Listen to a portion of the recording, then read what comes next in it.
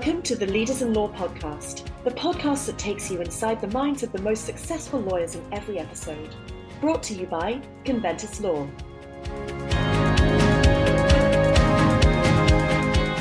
Hello everyone, I'm your host Shazad Burden, and I'm thrilled to welcome our guest today, Hanim Hamzah. Hanim is the Regional Managing Partner based in Singapore for ZICO Law. She's also the head of Corporate and M&A at ZICO Indonesia.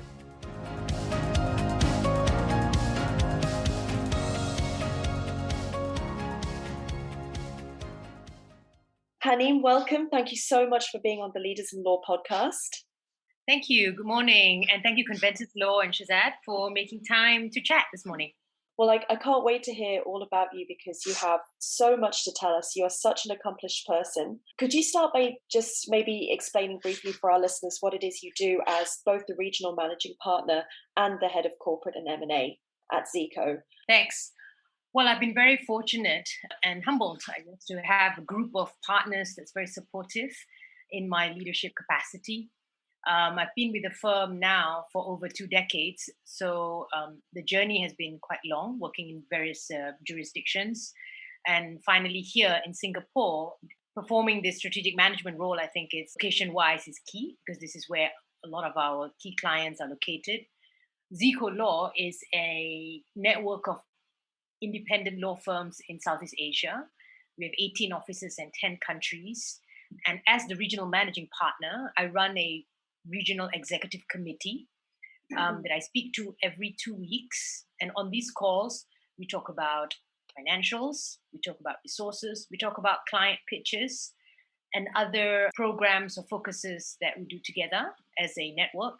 So not so much the operational day-to-day that is done by the respective managing partners of the countries that we operate. So with the work together with the managing partners, my KPIs are basically to represent the ZICO Law Network at international platforms, forums. I do take care of high-level relationships with our key clients, so that kind of and participate in all the strategic discussion and decisions when it comes to the network as a whole. In terms of my Indonesia role as the head of corporate practice group, out of the 25 years or 26 years of practicing, Indonesia is the longest jurisdiction that I've practiced in, which is 12 years and still continuing today. And therefore, I've decided to continue to practice legal work, corporate legal work, M&A, for the Indonesia office.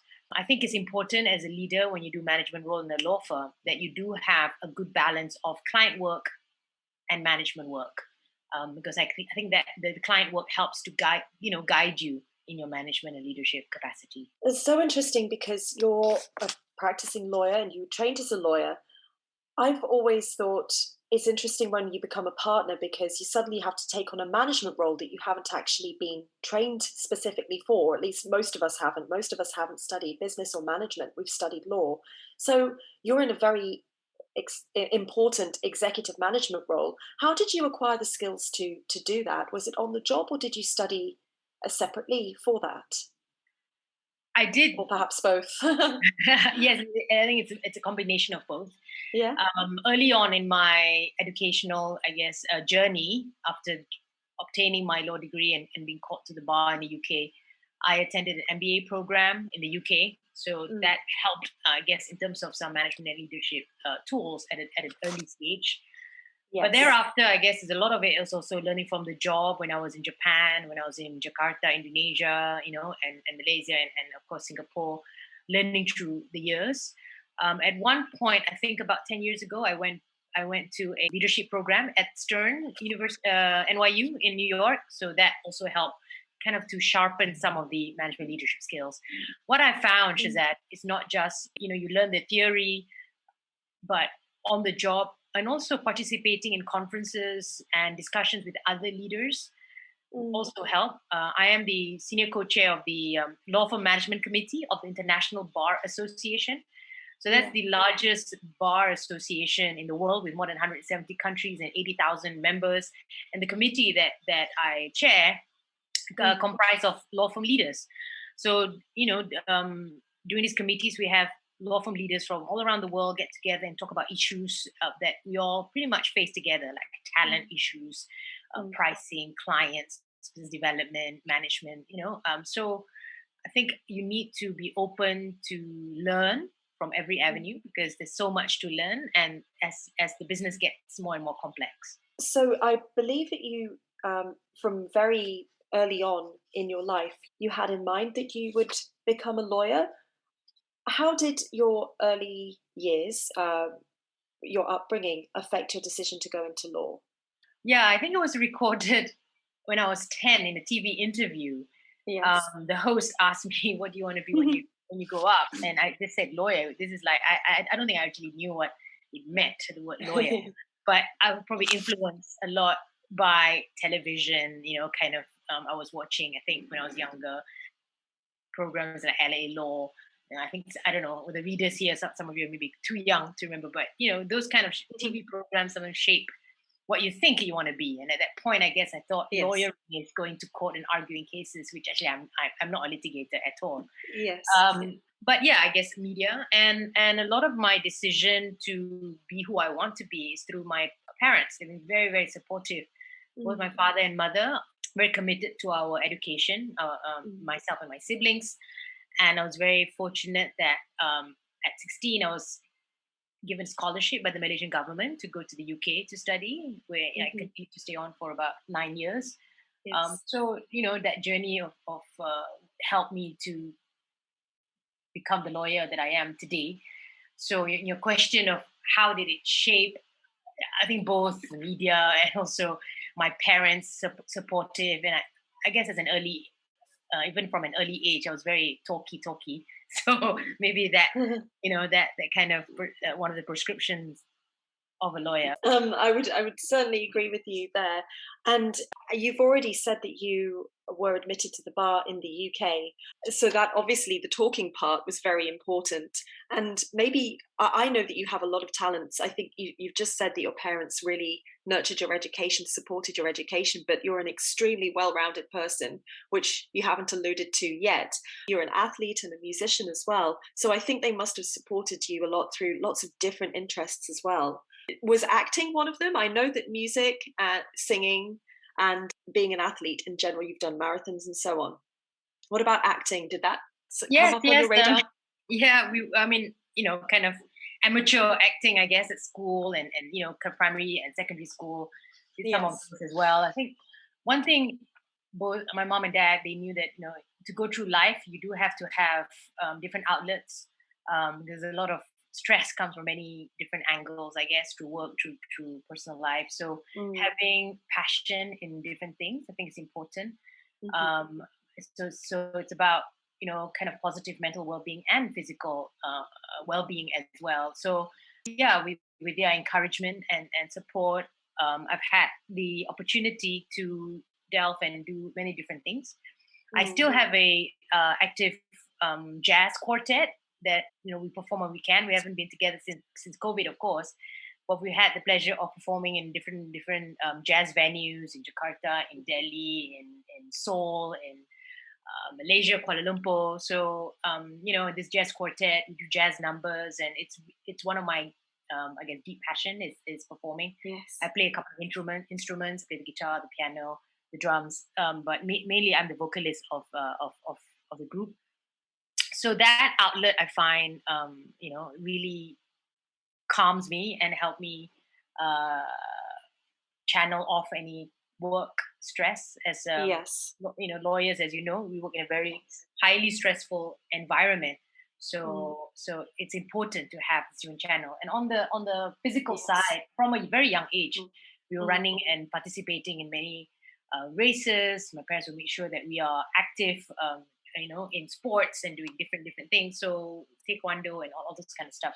So yeah, I think those two elements, I guess the elements of both, it's very helpful. Yeah. So I'm curious, as a manager, is it something that you encourage in the employees that work for you and your younger associates and the support staff? Is that a culture that you have at Zico?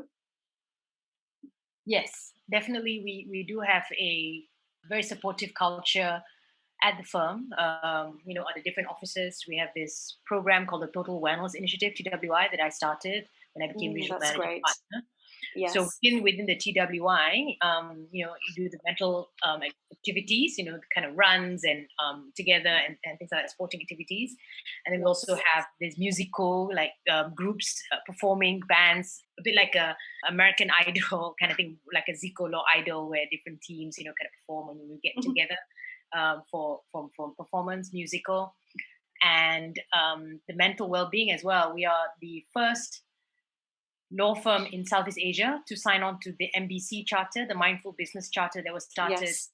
in the UK by leading law firms, Finson Masons, Edelshaw's, Barclays. So it's like an initiative of for very simple pillars to help to balance the well-being of the legal profession.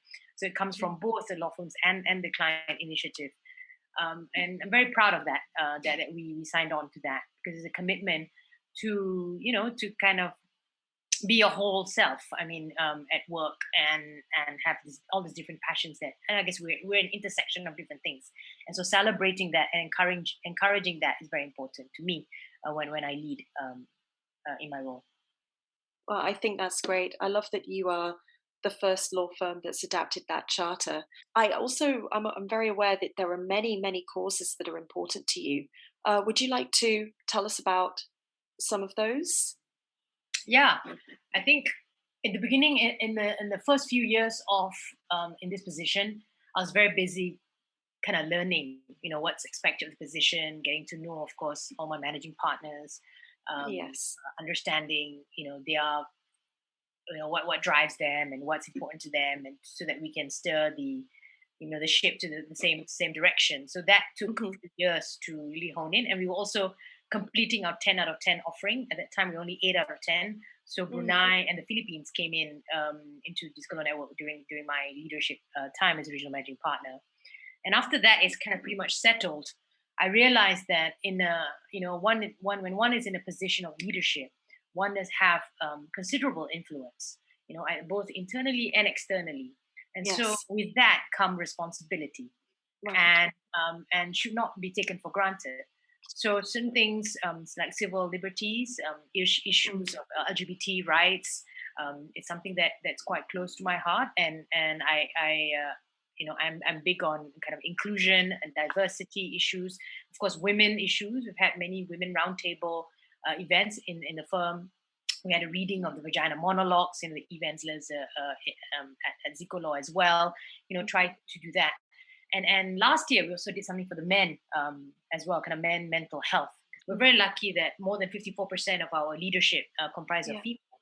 That's only Right. because in Southeast Asia one Right. can be more active in your career, not having to be constrained by that constant pull of home Right. family obligations versus career Yes. obligations. I mean, I was in Japan Yes. for 5 years, so I understand what Yes. it's like for women to have that glass ceiling and have that stress Yes. Yes. pull. So yeah.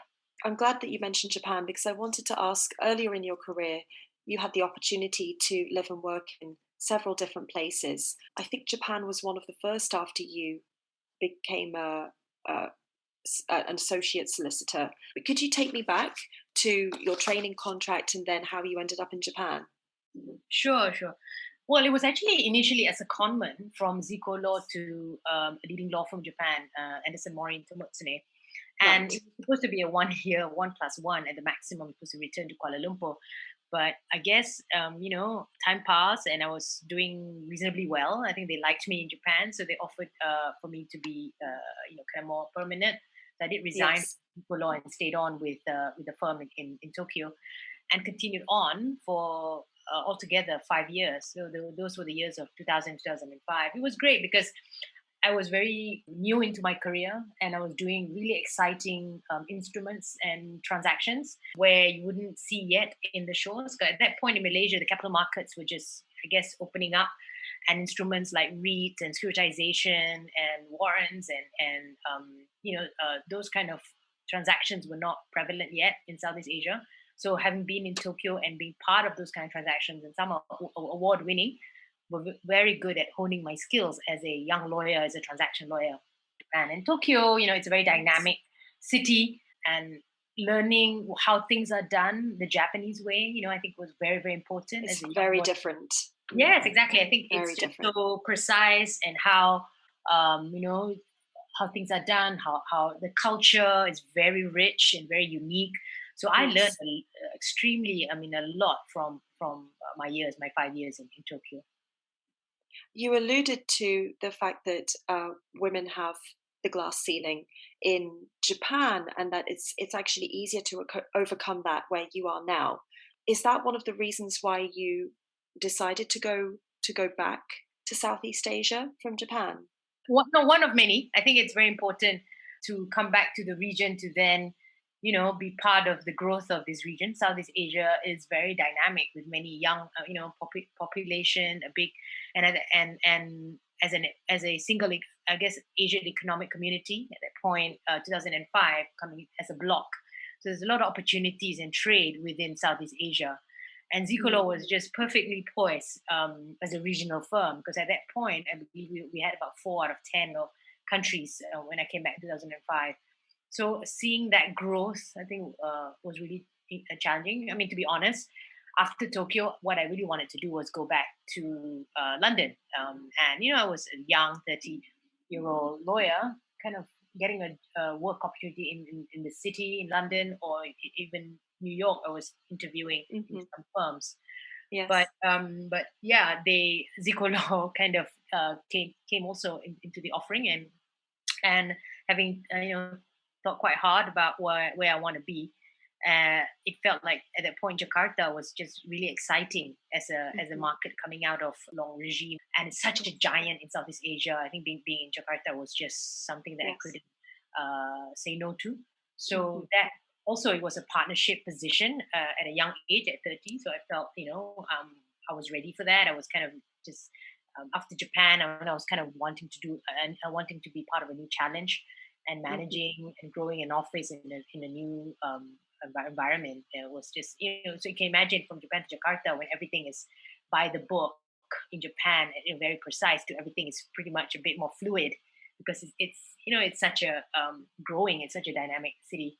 Was quite challenging. The first year, I remember there were nights where I was like in tears, kind of figure out, how do I get this done as a female leader? How do I get this done with transactions that don't appear so automatic like they would in Japan? So there were really high learning curve, but as I said, I had really great mentors within the firm, really great senior partners that were very supportive and gave me a lot of guidance.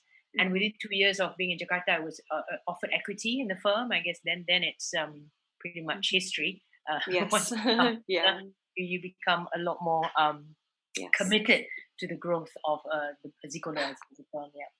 You're literally invested emotionally, mentally, financially. In the process of us getting to know each other, you told me that you don't believe that women mentor women enough. So I'm glad that you brought up the mentoring that you received, because you obviously feel that you got great mentoring. You had a great opportunity to be mentored, and you appreciate those people. So can you tell me more about the statement you made that women are not mentoring each other enough, and how do you think we can improve that? Do you have some ideas that you can share with us? Sure. I've been part of quite a few kind of groups, at women leadership conferences and leadership, I guess, programs, where in all these discussions is the same theme that come across, that women don't do enough for other women. Maybe that's because a lot of women have struggled and managed to get on to where they are by themselves, or through the help of maybe male mentors. But I think a lot of them feel that they don't need to help others. But actually, there's still a lot more to be done. I guess bring it to an example. If the case, sometimes we have this unconscious bias. I remember if it's a due diligence matter for a transaction, it involves, say, sending someone to a remote place like Kalimantan or Sumatra. Right. And automatically, as a leader, you may think, okay, I'm just going to ask, I won't consider the female lawyers to go, because of, you have good intentions, maybe because of safety. Right, exactly. Like that. But actually, it's not your call to limit that at the outset. Right. You should open the opportunity and let then the best person, the best talent, have the opportunity to do that. Right. So that's one in terms of safety. The other one is, I guess, business Mm. development. I think in the past, maybe some of the business development methods were more tailored or suited for men, involving. I mean, when I went to Jakarta, my chairman gave me a golf set. Said, like, take this golf set, learn to play golf. This is what you need to do to get work done, to Yes. get business Yeah. in Yeah. Indonesia. So, Yes. I think, I mean, I was more open to it, but maybe not many women, would be more open to that. Or even, there's a lot of time spent at hotel lobbies and coffee lounges and talking, or even, Mm. entertainment that maybe might be difficult for women with commitment at home. I mean, I'm a new mother. I mean, I've got a young 3-year-old now, but at that point in my career, the first 20 years were very much as a single, unmarried, and person. Then it was easier for me to do all this business development stuff. Yes. I think not so Yes. easy for other women, maybe. So these are the kind of things that may have impeded, I think, the trajectory of a career of a woman, kind of female lawyer. But Mm. today, Shiza, I think a lot of things have changed. The way in-house counsel, your client, general counsel, not necessarily they are both men and women. I mean, a lot of women are in a high-level general counsel position, and the type of Yes. business True. development that you do are different. You could be doing Yes. stuff together. Your children are in the same preschool, do yoga Yes. together, book club, or just having a Yeah. meal, things like that, which are Yes. within more manageable in terms of timeline and commitment. So I In think, terms of hours, yes. yeah. So Yes. that there's a lot more that can be done. And as a firm, I think if you're in a leadership position, you need to then avail of all these opportunities and give credit to women when it's due. I think I was Yes. also something that I always lament and tell others, that during appraisal process or at the end of the year when you are talking to your partners, it's a very different dynamic when a male partner comes to the room and a female partner. The way they Mm. advocate for how they have done or performed for the year. A Right. lot of the times, the female partners will not necessarily, kind of be so robust in their description of what they've done, and Right. they're just a lot more, I guess, humble compared to say the male partner that will come with spreadsheets and say, "Look, this is what I built, and this is what my entitlement is." This is a different way of communicating. So I guess as a leader, one has to be also tooled in how to be discerning in terms of how you manage and how you help to nurture talent forward. Yeah. It's great that you're the leader that has recognized that the male and female partners behave differently, and it's great that you can pass that message on to your fellow partners, because you can't be the only one that's dealing with that type of appraisal. You do a lot of advocacy for all different kinds of issues, but one of the things you mentioned when we were getting to know each other was that you also do that advocacy internally. So you're talking to your partners about all of these things as well. Are there other issues within your firm that you're really passionate about, that you'd like to tell us about, other than the male female differences in terms of their appraisals, and maybe there are other things as well? Do you see with working parents that there are differences between the male and female partners, or lawyers at your firm? I think now I'm talking about parenthood. I think and working mothers and working fathers. I think now there's a lot more inclusivity and balance between male and female. Definitely, I see it in my younger partners who are early, young parents. A lot more men Yes. are getting involved. So giving them the opportunity to also, be at home is very important. Not just, of course, naturally we support the mothers. The other cause, I guess, apart from parenthood and kind of the work-life integration issue, is also inclusivity in all the sense. Hmm. Another area that law firms always get criticized is this Yes. making this definition between lawyers and non-lawyers, or fee earners and non-fee earners, which I feel Right.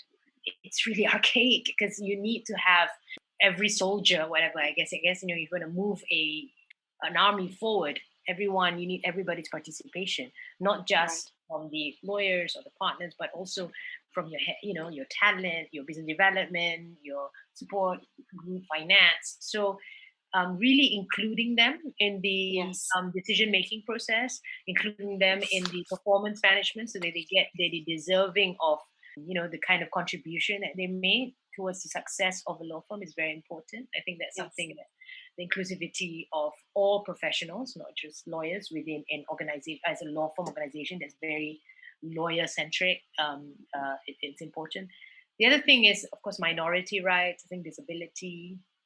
I mentioned earlier on kind of LGBT, which is a very difficult issue in Southeast Asia. I'm happy to share that I conceived my daughter through an IVF treatment, and it wasn't easy because in Southeast Asia, in order for you to have that facility, you have to be married to a man, or in kind of that traditional marriage environment, good medical support. So I had to perform my IVF outside of Southeast Asia in order for me to get that done. And I guess I've always encouraged women, if it's something that you feel that you want to do, of course you need resources and support. I was very lucky that I'm in a point of my career where I could afford, or I could have other kind of resources. But yeah, I mean, I'm always advocating how it can be done, or what are the ways, and if people talk about it, I'm happy to talk about what it's like, the journey that I went through in order to do that, because it wasn't easy. And as a Muslim lawyer as well, there are issues around conceiving outside of wedlock, all those kind of stuff were also very challenging. Where I situate, in Southeast Asia. So some may say they're taboo, but I feel that this kind of advocacy, the more we talk about it, the more we don't make it taboo, and the more we feel that I think there are other issues at play here. So I'm passionate about all these issues. I already used the adjective accomplished to describe you. You are a very, very accomplished person. So I feel rather silly asking this question, but are there any more professional and personal goals that you would like to achieve? Yes, I think there's definitely still a lot for me to do. Lawyers, I believe, have that responsibility, not just to bring access to justice to their clients and to do your work well, to represent a client well in any transaction or dispute, but we also have the responsibility to community and society as a whole. I think law firms should do more in that sphere, and lawyers individually as well. What I mean by this is, to do more, not just like kind of CSR type of work, to look at how one can influence the community for good. Fair practices, I think that's something that I feel that we should advocate more. So in any transaction, for example, you don't have to then necessarily crush the other side. You know what I mean? You want to try to get a win-win solution that's more sustainable in the long run. I think we've all talked about ESG being a hot topic, right? I think clients, law firms advocate the environment, social, and governance issues. So it comes into play, all these three interlink, where you look at multi-stakeholderism. So you're not just doing something for, yes, it's a business, you need to get fees in order to pay the bills and stuff, but it's also, you're also responsible to to your lawyers, to your clients, to your other partners, but to community and society as a whole as well. And I think lawyers and law firms can do more to help. What's happening in the world with geopolitical, the crises, the Ukraine-Russian war, the China and Taiwan tensions, and all of that, the things that where law firms maybe, if they have the ability to influence or participate or provide their guidance to leaders of politics, and I think they should, to try to think about these larger issues. And the larger issues around climate change is very real. I mean, now that I'm a mother, that's a good example. Yes, this planet, kind of how we have abused it. I think there's this commitment to the UN development goals. SDGs are very important, and one of the SDGs, of course, in terms of good access to justice. So those are some of the things that I think that I'm now looking at what ZICO Law we can do more.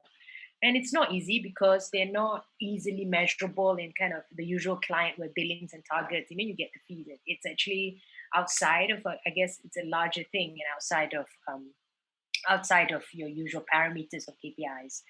But it's something that we are in a process of changing our measurements to not just be so heavily on billings, but other factors that matter, like stewardship, like good mentorship, like good what you do outside of your day to day as a lawyer. So sometimes it has to be a carrot stick thing, I guess, because then that will help to change behavior, because behavior takes time to change. But something Yes. that we have to learn from what we've come out of this pandemic, the purpose and what's important, what can be achieved.